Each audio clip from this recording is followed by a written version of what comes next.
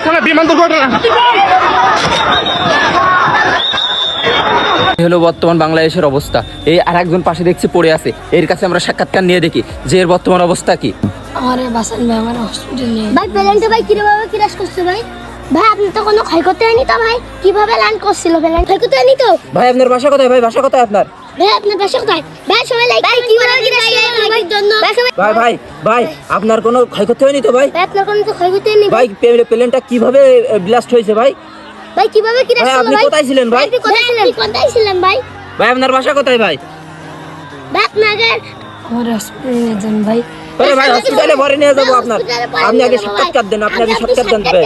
সাক্ষাৎকার দেন ভাই বলনি। আমার হসপিটালে নিয়ে যান ভাই। আমি বাঁচে থাকলে আপনাদের সব প্রশ্ন উত্তর ভাই।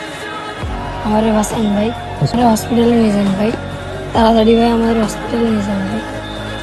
বর্তমান মাইলস্টোনের অবস্থা, আপনারা যারা বড় বড় কন্টেন্ট ক্রিয়েটার আছেন, ছোট ছোট কন্টেন্ট ক্রিয়েটার আছেন, ভাই ব্যস্ত চলে আসেন ভাই। এই ভিডিও করলেই ভাই আপনাদের ফর ইউ ভাই, মানুষ বাঁচে বাঁচুক না বাঁচে না বাঁচুক, আপনাদের ভিডিও করতে হবে ভাই। আপনারা ফার্স্ট চলে আসেন ভাই, ফর ইউ আসবে যত যাচ্ছে।